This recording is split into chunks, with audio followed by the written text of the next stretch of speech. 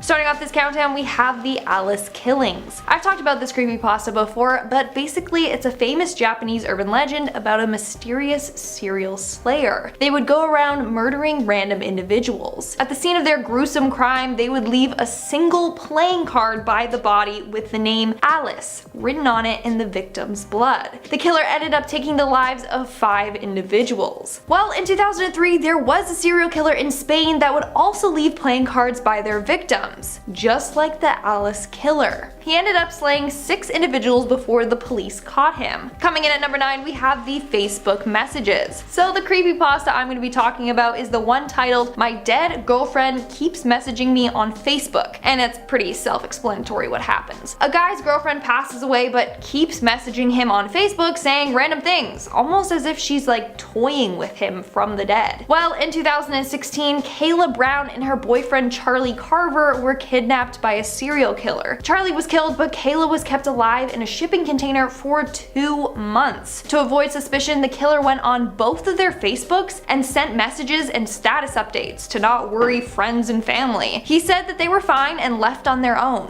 but eventually he was caught and Kayla was rescued. Moving on to number 8, we have the Axeman of New Orleans. Legend goes that in the early 20th century, French photographer and inventor Edouard Martel was traveling the United States taking thousands of photos of the places he visited. He typically would hide his camera and set it to go off automatically. That way he could capture real life without people knowing. However, after reviewing his photos, he realized that he captured a brutal serial killer who police could never catch. He was named the Axeman of New Orleans, or New Orleans. You guys make fun of how I say that name. And now parts to this story are true. Parts are false. For starters, Edouard Alfred Martel is a real person, but he wasn't a photographer. Second, the Axeman of New Orleans was a real killer. During an 18-month spree from 1918 to 1919, he killed 6 individuals. So this creepypasta was based off of a real killer. In our 7th spot, we have the Green Man. Now, there are a bunch of different versions to the story, but they are all about a green man with no face that stalks the streets of Pennsylvania at night. Some say he was splashed with acid. Others say he was struck by lightning. Whatever happened to him, it turned his skin green and melted his face. They called him Charlie No Face, or the Green Man. As scary as it sounds, this story is completely true, but it's a really sad one. So Charlie No Face was indeed a real person. His name was Raymond Robinson. When he was a child, he was badly injured by an electrical accident that caused his face to appear disfigured. As a result, he was fearful of going out during the day, so at night, that's when he would go out and he would go for walks. He was completely harmless, but people who encountered him would be immediately frightened by his appearance. Making our way down the list at number 6, we have Capgras Delusion. The creepypasta Capgras Delusion is about a woman named Harriet Starling Malcolm. She ends up developing Capgras Delusion as a result of a brain aneurysm and starts to believe her younger brother is an imposter. He's been replaced by someone that looks like him, but it isn't him. When Harriet passes away, her husband develops this disorder as well and ends up killing the brother. Capgras Delusion is a real psychological condition. Those that suffer from it believe that people around them have been replaced by exact copies. Those with dementia or schizophrenia may also suffer from this delusion. We're now at our 5th and halfway mark with Barbie AVI. Barbie AVI is a pretty famous urban legend. It surrounds someone finding a mysterious video titled Barbie AVI. The video is very fuzzy and the sound is distorted, but it features a blonde woman getting interviewed. In the urban legend, the narrator recognizes where the video was filmed and ends up going to the place. They end up in an old abandoned building where they hear weird moans and whimpers coming from a room. They flee in a panic. Now, the backstory to this video is not real, but the creepy video itself certainly is. Over the years, a lot of people tried to figure out what the video was about. At one point in the video, the girl raises her arm and it's revealed that it's completely amputated. Some people think that the video was about BIID, body integrity identity disorder, and that the woman cut off her arm because she didn't find it to be beautiful. Eventually, it was revealed that her name is Tammy. When she was younger, she was washing clothes with an old school washing machine with no safety features. While the machine was operating, she stuck her arm in to push a sheet in more, and it ended up trapping her arm and twisting it until it ripped off. The video we see is when she's older and is trying to get a job at a modeling company, and it's her interview.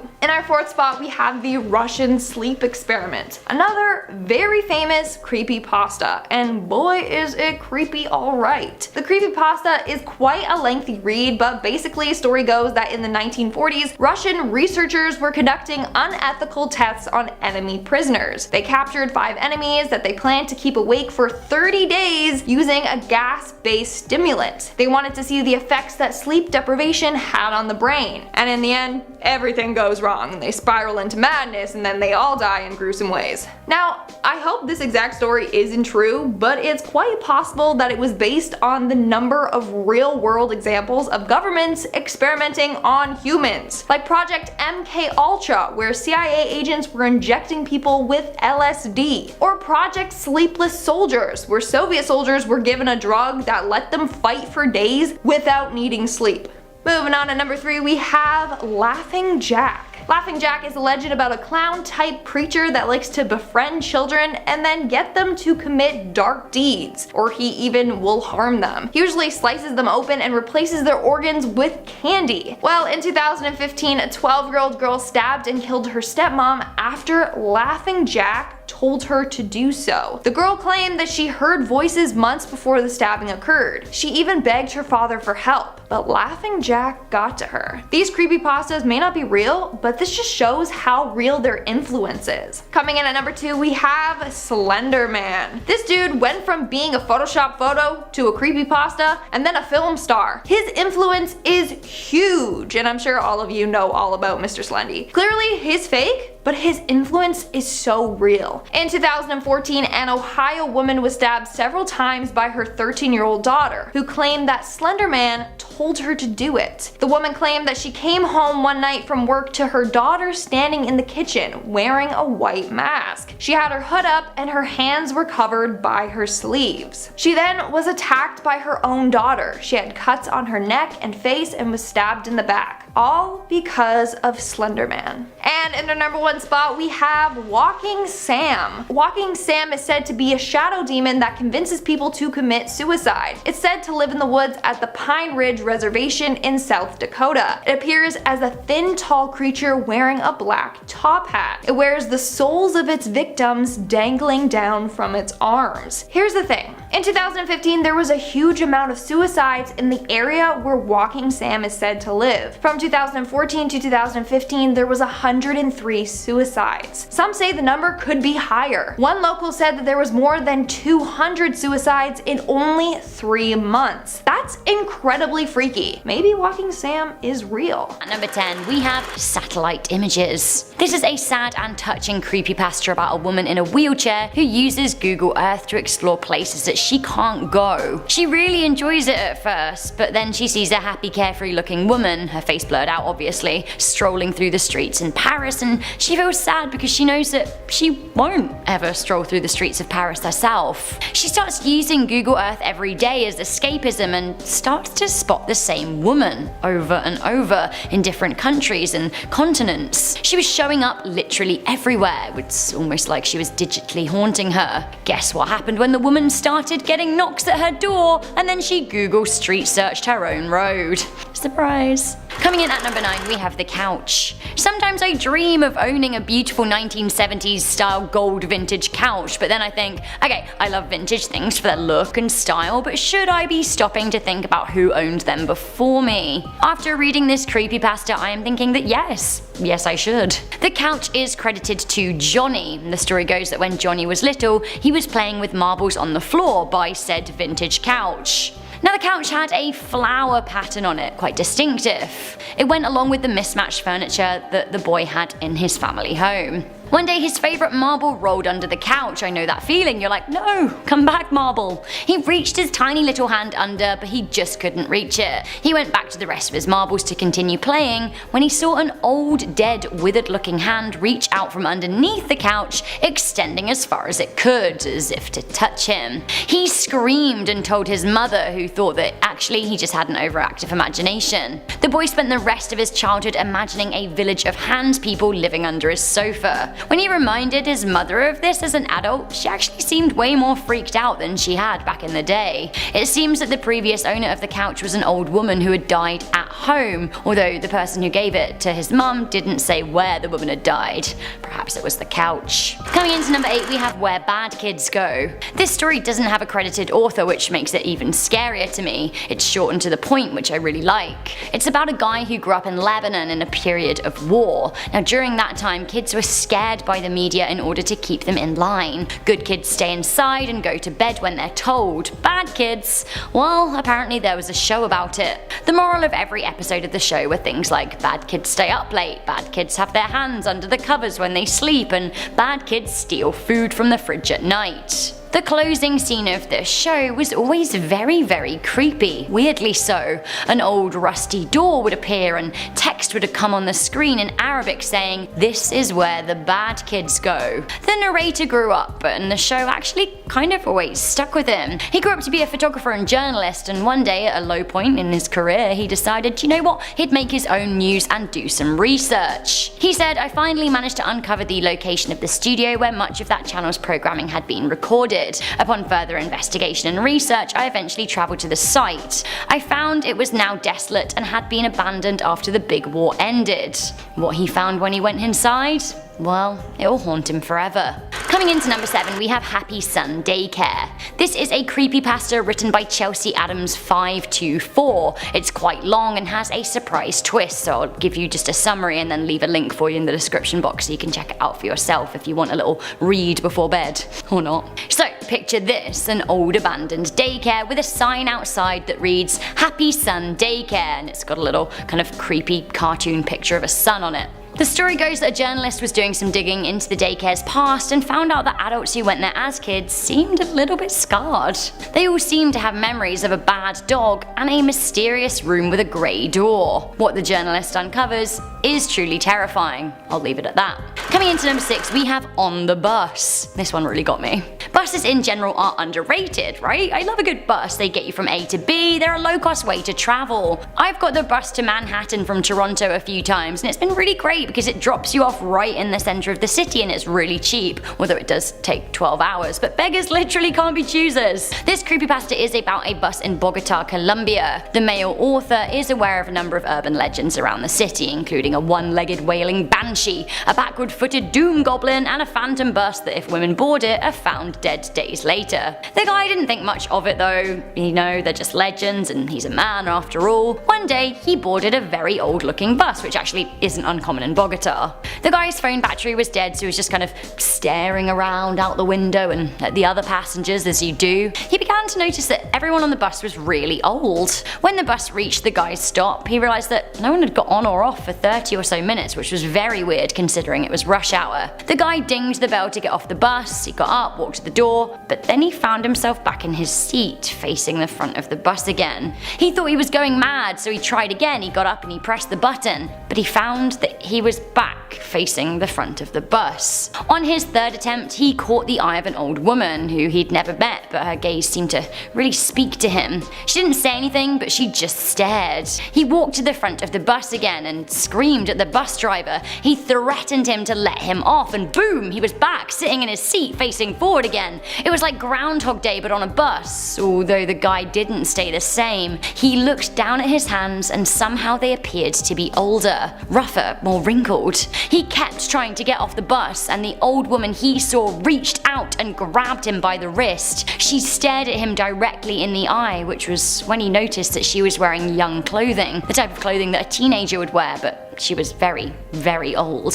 He found himself back in his seat, and this time his hands looked even older, much older, so old his arm hair is white. It's a struggle for him to make it up to the driver. His body aches, yet he tries to get off the bus. He finds himself sitting in his seat facing forwards, forever on the bus. Coming Coming into number 5, we have Polybus. Polybus is a creepypasta turned urban legend, as they often are. The story is about an arcade game that may have been leading people to disappear. The creepypasta says that in the year 2000 in Portland, Oregon, there was possibly a government conspiracy involving a video game. Basically, the story goes that a black box arcade game started showing up in arcades across the city, a throwback to kind of 1980s video game era kind of boxes, and people were into it. The game was really popular, but it didn't have any branding, it was simply black and mysterious.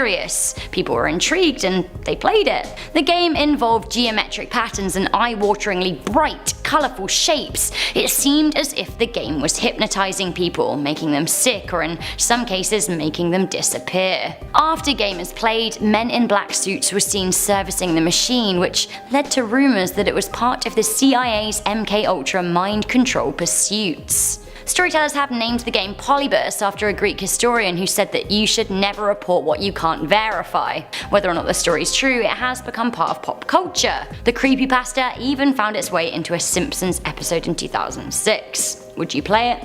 I would not. Coming into number 4, we have Lisa. Lisa is actually a reasonably well-known creepypasta, but I feel like it deserves more airtime because, you know what, someone's gone out there and drawn some scary drawings and they are pretty freaky. It seems to have been told from a child's perspective. I'll start you off. If you want to read the whole saga, the link is once again in the description box. So the first part is a drawing of a little girl with a spooky looking imaginary friend with red eyes. I think if a child draws blood, it would kind of look like this, right?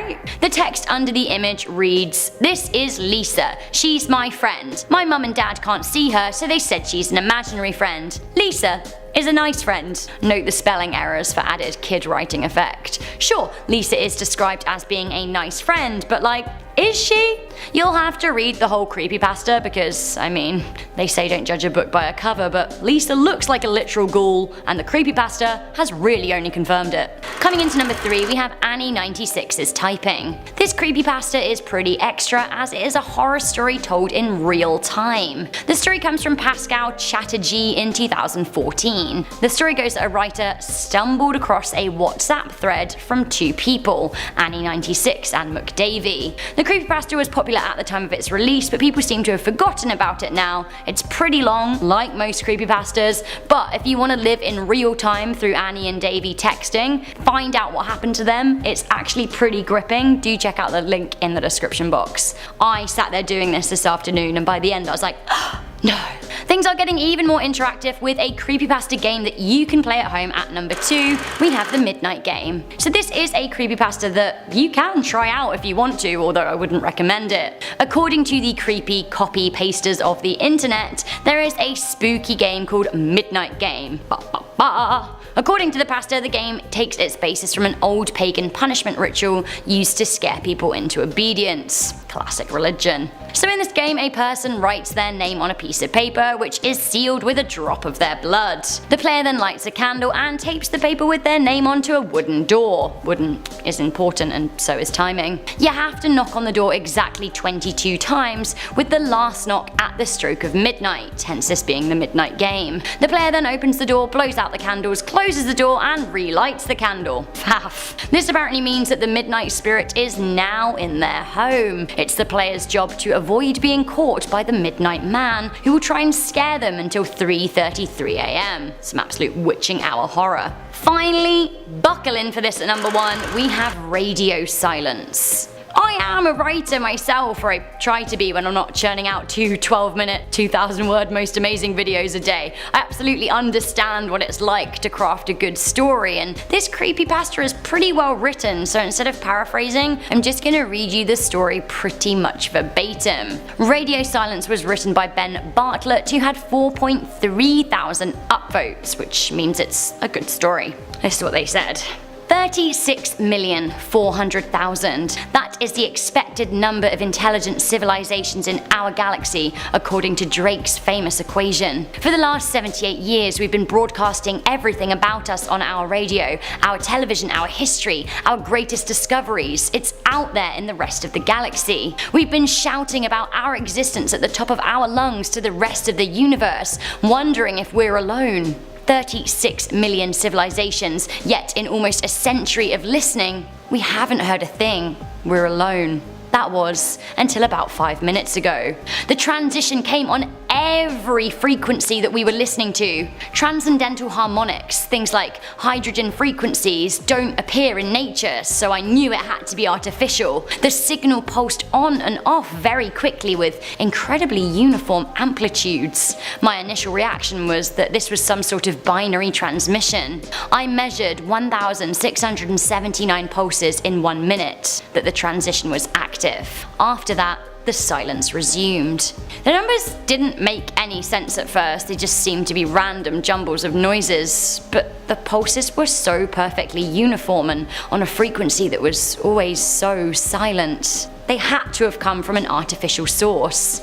I looked over the transmission again and my heart skipped a beat. 1,679. That was the exact length of the Arecibo message sent out 40 years ago. I excitedly started arranging the bits in the original 73 by 23 rectangle. I didn't get more than halfway through and my hopes were confirmed. This was the exact same message 40 years later. The numbers in binary were from 1 to 10, the atomic numbers of the elements that make up life, the formulas of our DNA.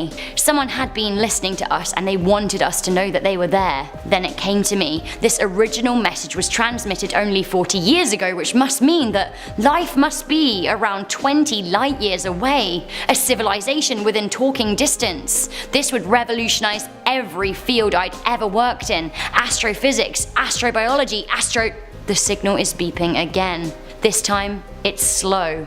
Deliberate even. It lasts under 5 minutes with a new bit coming in once per second. The computers are of course recording it, but I start writing them down.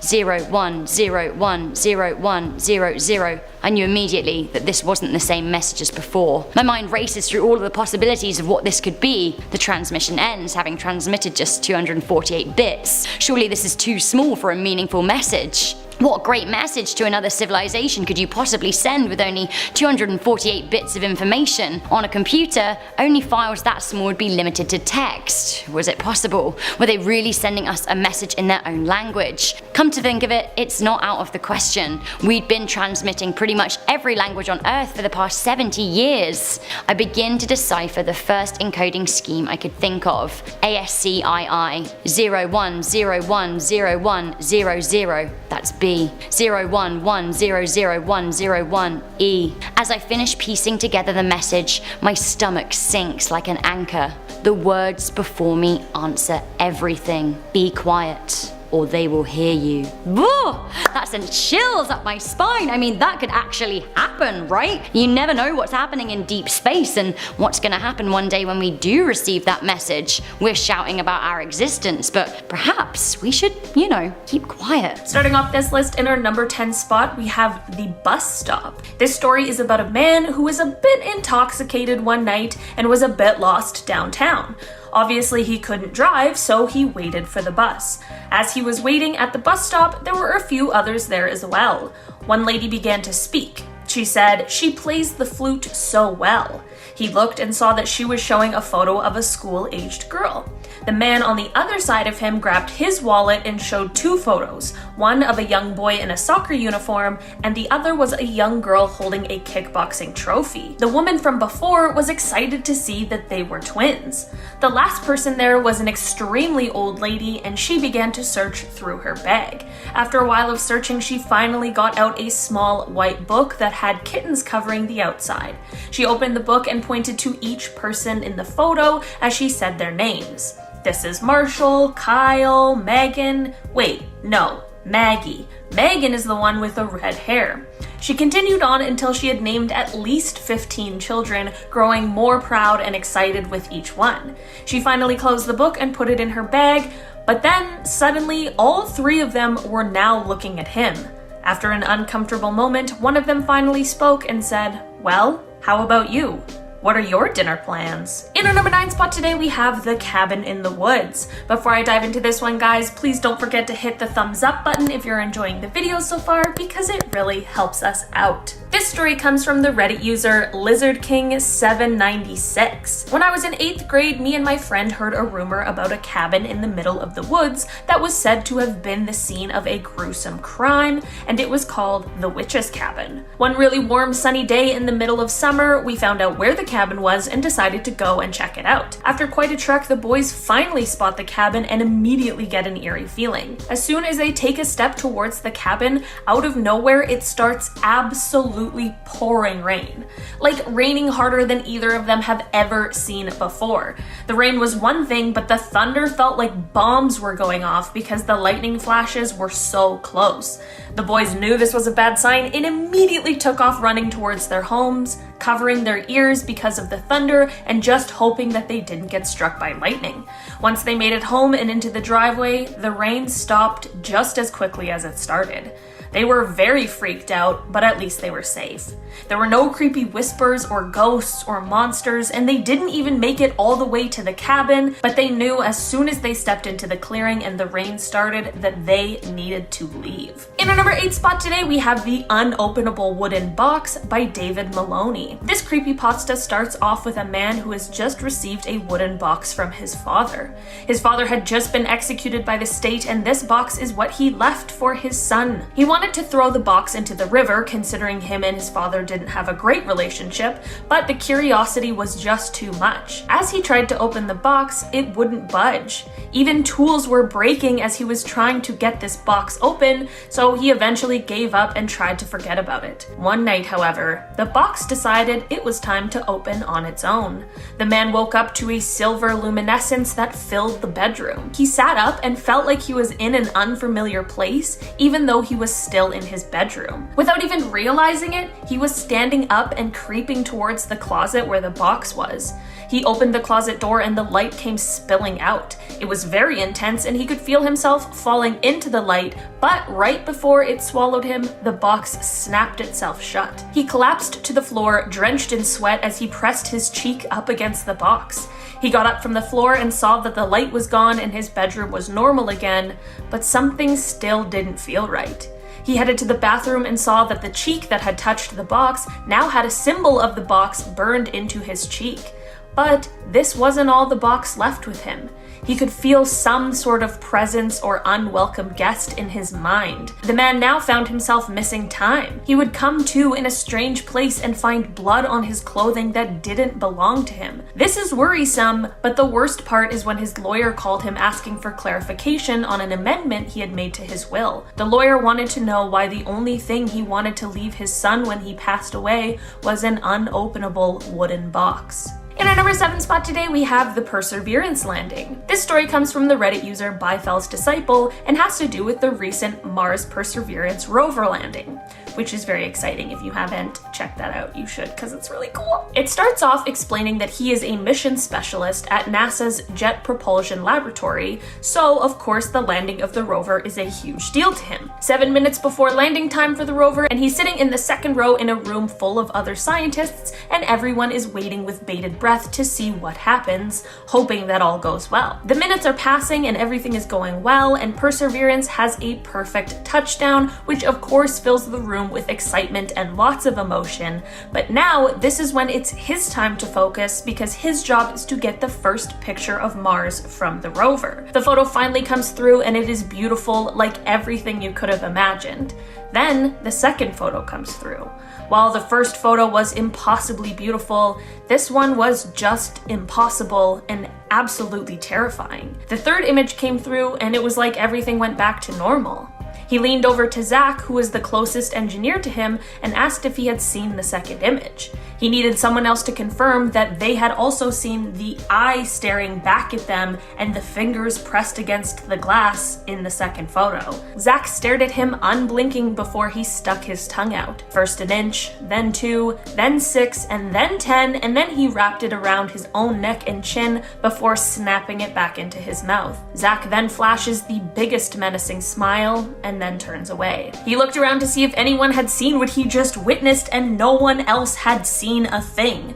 Was this real? Is his mind just playing tricks on him? He couldn't figure it out, but he is scheduled to work in the lab alone with Zach today. In our number 6 spot today, we have the broken tea set. This story comes from the Reddit user Common Grackle, and it starts off by asking if you know the feeling of going about your day when you suddenly step on a piece of broken glass from a glass that broke a long time ago, but you can just never seem to get all of the pieces of. Her mom had emailed her some old photos from her childhood, and as she was looking through them, that's when she got cut. It was while she was looking at a photo of her and her uncle on her 8th birthday with the tea set he had just bought her sitting in front of them. That is when she felt the pain in her foot and it started to bleed. She pulls the shard out of her foot to reveal the same pattern that's on the tea set in the photo. She remembers the set being pushed off the table after her uncle said he wanted to play. She said no, that she didn't want to play. She had to clean up the broken glass that day, getting little cuts on her fingers. She hid the broken glass in the garbage and never talked about it again. But every time she thinks about the tea set, she always finds herself stepping on little broken shards again. If this story wasn't already enough to get you a bit freaked out, the writer ends it off with this. I live states away from where that tea set broke, but I still keep finding the shards. I still keep getting cut. It's getting worse since I saw those pictures. Everywhere I walk, I seem to find the fragments with my feet. They slice and burrow into my flesh. When I lie down in bed, I find knife-edged pieces waiting for my skin. When I dry off after the shower, the towel is lined with little pink shards. I've lost a lot of blood now. The cuts are deep and innumerable. I'm not sure how much longer I can live through the bleeding. I wish I had never seen that tea set. Whoever wrote this did such a fantastic job with leaving us with that heebie-jeebie feeling. In our number 5 spot today, we have Sleeping Alone. This story comes from the Reddit user Psyoptic Nerve. After his wife passed away, he was feeling extremely lonely. Every evening he found himself laying in bed trying to convince himself that if he just thought of her hard enough, she might appear. Of course, this didn't happen until one night when he felt something on the back of his neck. It was almost like breathing. He laid there unsure of what to do and not wanting the feeling to go away. After hours passed, he finally got the courage to turn on the light and roll over, but nothing was there. The next evening, he places candles all over the room and calls out a few times to whatever he had felt the night before, saying that he was going to bed and inviting it in. After he fell asleep, he awoke a few hours later and all of the candles were out, so the room was black. That is when he could feel arms around him. It felt like a loving embrace, so he instinctively snuggled closer. He realized that he was being held by a ghost, which did kind of frighten him, but it didn't stop him from continuing the same ritual every night. He ends the story with, "Recently though, I've come to a realization. This thing in my bed is not my wife. The loving embrace is now a vicious grip around my entire body. The kisses on my neck replaced by jagged teeth against my skin and hot saliva dripping on my face. I don't really understand what it is. Maybe I don't want to find out. It's just nice to not sleep alone." I thought this story was just a sad story about a lonely man, but boy was I wrong. I love how these authors are really able to leave us on the edge of our seat. In our number 4 spot today, we have Always Listening. This story comes from the Reddit user Jason is Bored and starts off with reminding us of the feature a lot of us have on our phones where you can say, "Hey Siri" or "Hey Google" and our virtual assistant will just pop up. Of course, a lot of us opt to turn off the features on our phones where it's listening for these phrases, but not everyone does. We are then given this scenario. You're up late one night, and aside from your computer screen, it is totally dark and very quiet. You're watching a video with headphones in that don't allow you to hear anything aside from the video. You see in the reflection of your screen that your phone has lit up, which of course is normal. You roll over to check the notification and take one headphone out just in time to hear Siri say, "I didn't quite catch that." You guys imagine!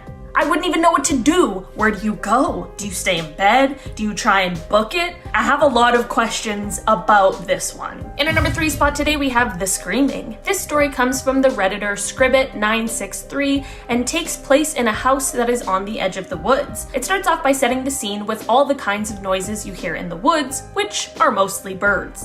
He explains that the worst sound he has ever heard coming from the woods was cracking ice because it sounds like a mix between thunder and a drawn-out gunshot. gunshot. This was the worst noise he'd heard until last night, of course. Last night he heard screaming coming from the woods, even though his house is in the middle of nowhere. Certainly never a good sign. He worried someone was being hurt, so he grabbed his rifle, his hound dog Annie, and the two bravely went to investigate. He tried his best to follow the screaming, and all of a sudden Annie howled and then bolted ahead of him. She ran under a bush and then yelped. This made him freeze in his tracks, and then he saw an explosion of blood. He heard Annie trying to bark, and then he saw something. Like a hand, but it was more like claws. And then he saw the yellow eyes that are described as evil. He then ends off the story by saying that screaming is the worst noise in the forest. I'm not sure what this man encountered, but I can honestly say, I don't think I would like to find out. In our number 2 spot today, we have the elevator game. This story comes from the Reddit user A Stranger Place blog and starts off with a couple security officers going through some footage.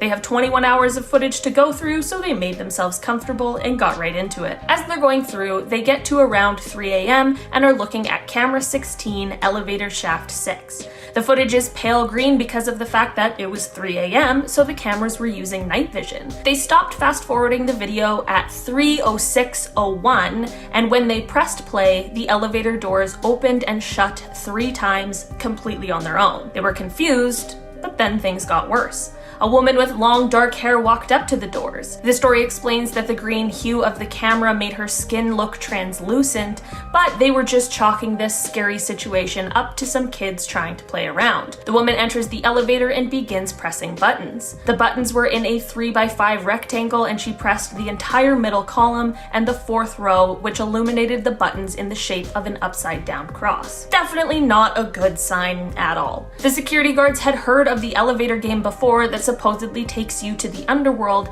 and one of them thought that this was what was going on, but the other knew something was different. Then, all of a sudden, all of the camera screens in front of them lit up so bright that they had to look away. When the screens went back to normal, the woman had disappeared and the buttons were back to normal. Then, there were 3 knocks on the door behind them.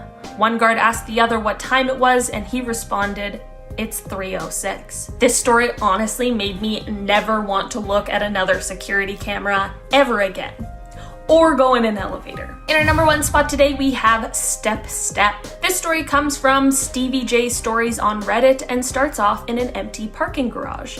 Every step is echoing off of the cement walls. She's of course feeling anxious and chastises herself for being so paranoid, which of course doesn't help the anxiety. She finally sees the security of her car like a beacon in the night. With a key fob in her fist, she goes to unlock the doors, but then pauses because she didn't want to draw attention. Attention from who? She tells herself again that she is being ridiculous. She's alone. She quickens her pace as she gets closer to the car. As she approaches, she finally unlocks the doors and realizes it's quieter than she thought. She gets in, turns on the ignition, and blasts the heat. Powerful relief washes over her that actually makes her emotional, which then makes her laugh at herself. She feels more calm now and picks out a podcast to listen to on the ride home. She shifts into reverse and quickly glances into the rearview mirror. Something made her look again, and again, and once more until she knew that she was looking at the silhouette of a man. She could hear her pulse in her ears and she couldn't think straight, just ideas flying through her mind. She slammed her foot on the pedal. The man ran towards her, yelling something she couldn't hear over the sound of her heartbeat. She screeched away as fast as she could. He tried to keep up, but of course, he couldn't. She's getting lost in her own thoughts, trying to process what just happened to her when a train whistle jolts her out of it. She began to register what had just happened to her, and she was feeling vulnerable and angry and anxious, but she also felt victorious. That was until she felt an arm reach around her neck. Ooh, that one creeped me out. I feel shivery. Ooh.